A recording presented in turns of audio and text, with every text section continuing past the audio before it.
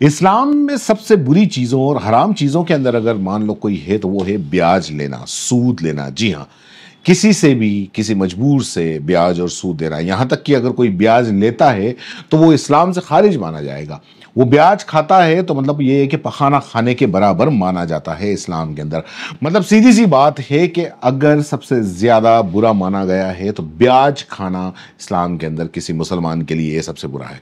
और आलिम कहते हैं कि जो मुसलमान ब्याज का काम करता है उसको अल्लाह ऐसी सजा देता है कि उसकी आखिरत का खराबा वैसे ही होता है। और आज की क्राइम की इस कहानी के अंदर हम इसको मतलब ये क्राइम की जो कहानी है वो सार्थक करती है कि किस तरीके से एक ब्याज खाने वाले का पूरा मटिया मेट होता है। एक रिक्शा चालक है जो पेशे से सूदखोरी का भी काम करता है, यानी कि सूद पर पैसे देना और फिर उसके एवज में जो कीमत हो उससे ज्यादा रकम वो वसूल करता है। ये अमरोहा के हसनपुर की घटना है। यहां पर एक 70 साल के बुजुर्ग की लाश सड़ती हुई अवस्था के अंदर मिली जो भयंकर बदबू मार रही थी। आसपास के लोगों को लगातार तंग कर रही थी ये बदबू। जब जब हवाएं चलती उसकी बदबू आती और फिर लोग परेशान हो जाते। उन्हें समझ नहीं आ रहा था कि आखिर ये हो क्या रहा है और इतनी ज्यादा बदबू कहां से आ रही है। आदाब, नमस्कार, सत श्री अकाल। मैं हूं आपका दोस्त, आपका होस्ट अख्तर खान और क्राइम से जुड़ी हुई कहानी सुनाने के लिए क्राइम रिपोर्ट लेकर आया हूं। तो आज के हम अमरोहा के एक ऐसे व्यक्ति और उसकी चाहत की और उसकी इच्छा के बारे में बताएंगे कि आखिरी वक्त में उसे बदनामी का ऐसा धब्बा लगा कि मतलब दुनिया थूकने पे भी राजी नहीं हुई। और आखिरकार उसका किस तरीके से कैसे खुलासा हुआ, क्या सच बाहर आया। और जो सच बाहर आया तो पुलिस वाले भी हैरान रह गए। अमरोहा के हसनपुर में एक इलाके में 27 अप्रैल को एक घटना घटती है। पेशे से ई रिक्शा चालक हनीफ के साथ कुछ ऐसा हुआ कि वो अपने आप में एक स्टोरी बन गया, कहानी बन गया।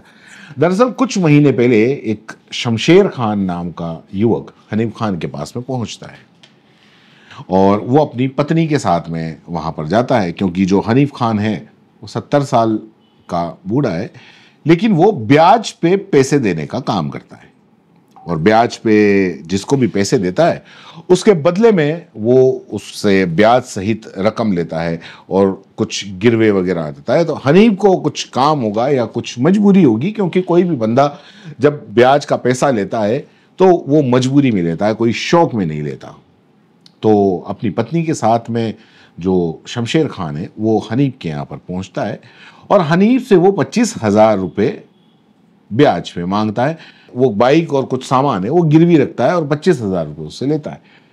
हनीफ उससे सवाल करता है कि अगर तुम ये पैसे नहीं लौटा पाओगे तो फिर बताओ मुझे क्या दोगे। कि अगर मान लो तुमने 25,000 रुपये, जबकि बाइक और कुछ सामान तो उसने ले ही लिया था गिरवे में, लेकिन वो ये भी कहता है कि अगर तुमने नहीं लौटाया और ब्याज बढ़ गया तो फिर और क्या दोगे। तो शमशेर खान ने कहा कि जो तुम कहोगे वो मैं दे दूंगा, लेकिन मैं कोशिश करूंगा कि तुम्हारे पैसे मैं वक्त से पहले ही लौटा दूं। हनीफ उसकी बाइक और वो लेकर चला जाता है और इधर जो शमशेर खान है वो कर्जे को चुका नहीं पाता।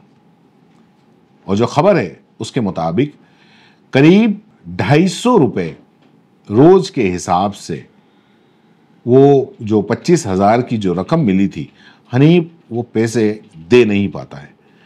बाइक और कुछ चीज़ें उसकी हनीफ रख लेता है गिरवे के रूप में। अब हनीफ ने उस दिन जो शमशेर की जो पत्नी है जिसका नाम शाहजमान बताया गया है, तो उस पर उसकी नज़र पड़ गई थी, शाहजमान पर। उसे हनीफ को दिन रात, क्योंकि आप फिर बता दूं कि ये जो हनीफ है 70 साल का बूढ़ा व्यक्ति है, उसे दिन रात उसके सपने में वो शाहजमान ही वो आती थी। वो लगातार वो कोशिश में ये लगा रहा कि किस तरीके से शाहजमां को हथिया सके या शाहजमां से अपनी हवस को पूरा कर सके।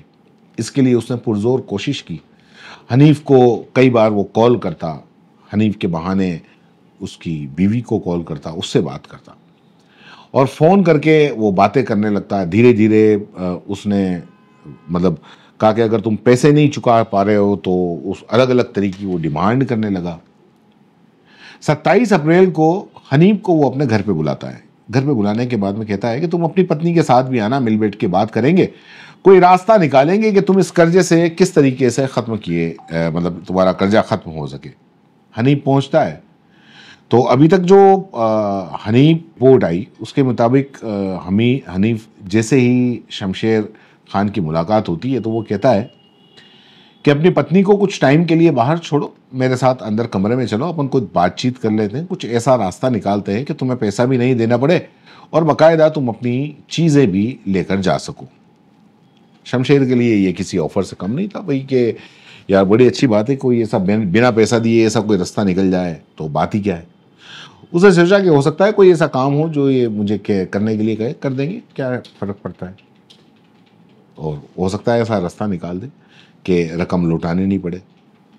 क्योंकि शमशेर ने पहले ही सुन रखा था कि ये जो हनीफ है ये बड़े नीच किस्म का है और लोगों से ब्याज ब्याज में उनसे 5-5, 6-6 गुना रकम वसूल कर लेता है और किसी भी तरीके का इसके दिल में रहम वगैरह नहीं है। लेकिन उसने देखा कि यार ये तो मतलब मुझे और ऑफर दे रहा है, तो जो शमशेर है वो हनीफ के साथ में अंदर चला जाता है।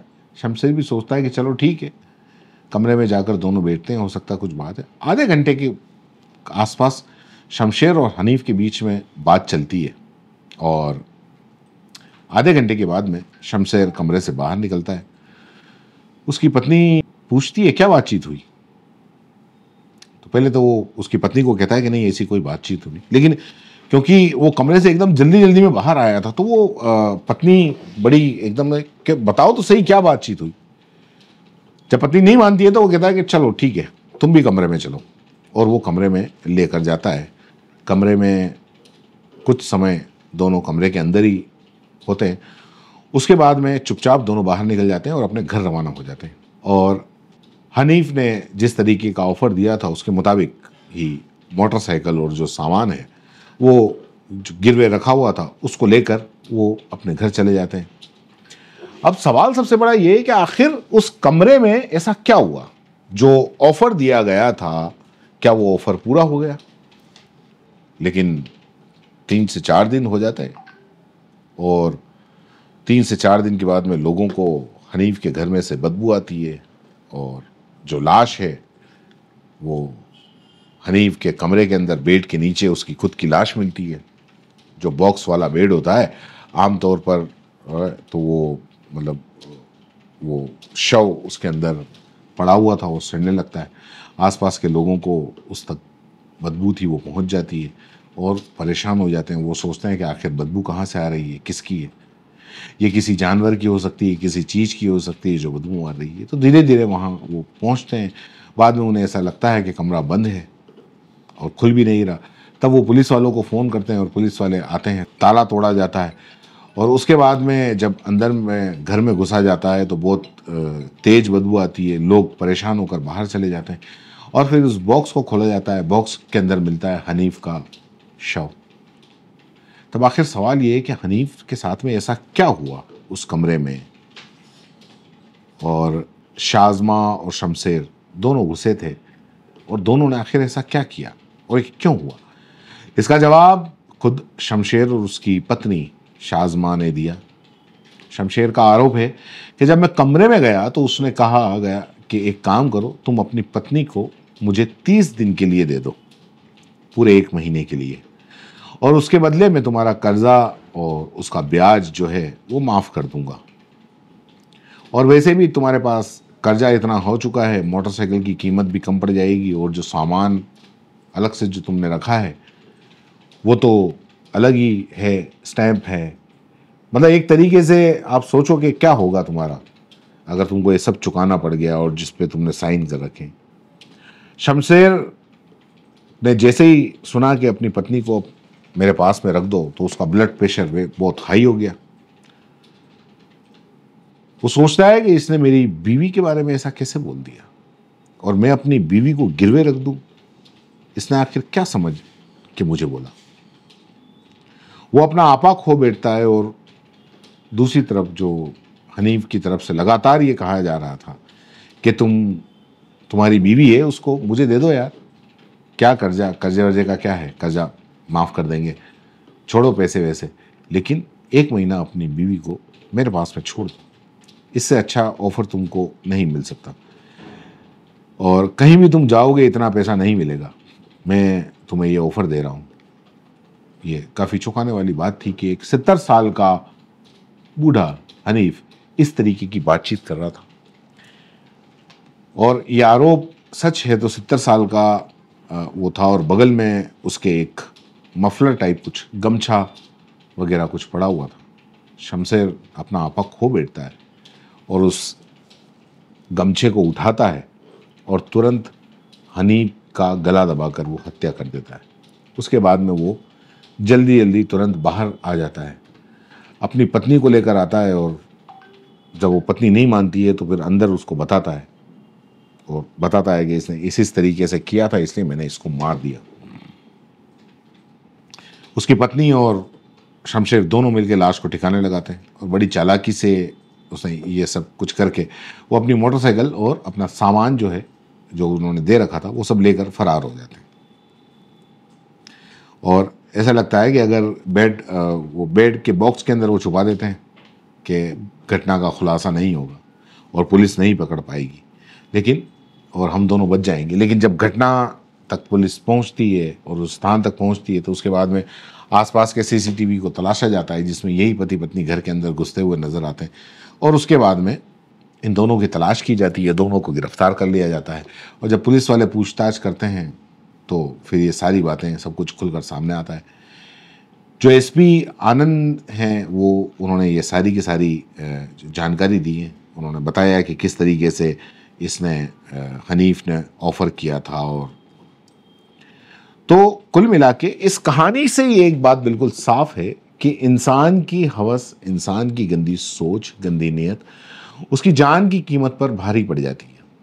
और एक ब्याज खाने वाला जो मुसलमान था, उसकी क्या हालत होती है, उसकी लाश सड़ी गली अवस्था के अंदर मिलती है।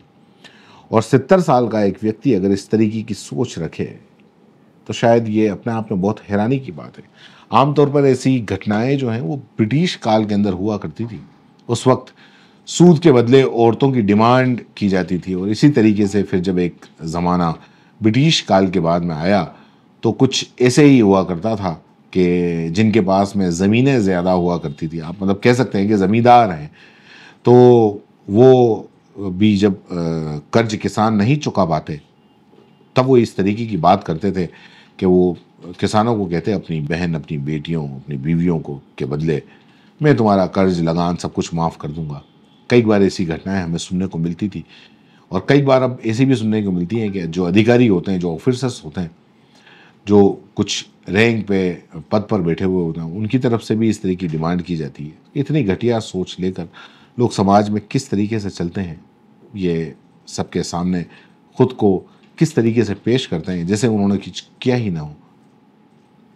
तो इस पूरे मामले को लेकर आपकी क्या प्रतिक्रिया है, नीचे कमेंट बॉक्स में जरूर लिखें।